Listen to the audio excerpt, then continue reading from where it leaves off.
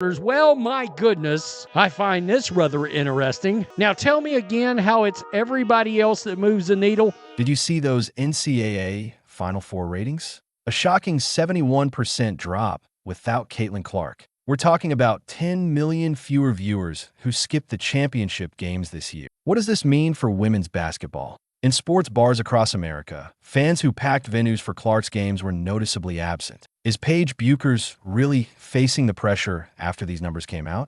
The difference between Clark's draw power and everyone else's is massive, creating unprecedented buzz across social media and sports networks. Today, we're diving into why these numbers have experts buzzing and what they signal for the future of women's basketball. Did you see those numbers? UConn versus UCLA in this year's Final Four pulled in just 4,100,000 viewers. Now compare that to last year when Caitlin Clark in Iowa faced UConn. A massive 14,200,000 people tuned in. That's a staggering 71% drop in viewership that has TV executives losing sleep at night. When UConn held up that championship trophy this year, something was clearly missing from the picture. Caitlin Clark wasn't on the court, and millions of eyeballs decided not to watch without her. This viewership collapse proves what many of us have been saying all along. Clark is a once-in-a-generation phenomenon who transforms how people engage with women's basketball. Let's be crystal clear about what we're seeing in these numbers.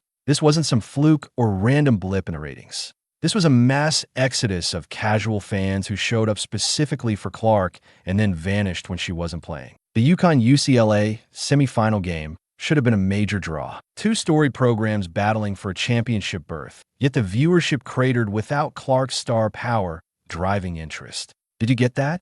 Alexis Ohanian, tech entrepreneur and Serena Williams' husband, called this exact scenario. He boldly predicted that no other player would move the needle like Clark does. And wow, was he right on the money? His bet that Clark's absence would cause a massive viewership drop proved spectacularly accurate. When someone that connected to the sports world makes a prediction like that, and it plays out so perfectly, you have to acknowledge they saw something many others missed. What's particularly telling is that this wasn't isolated to just one game or matchup. Both semifinal games saw this dramatic decline in viewership, which proves this wasn't about specific team matchups or rivalries.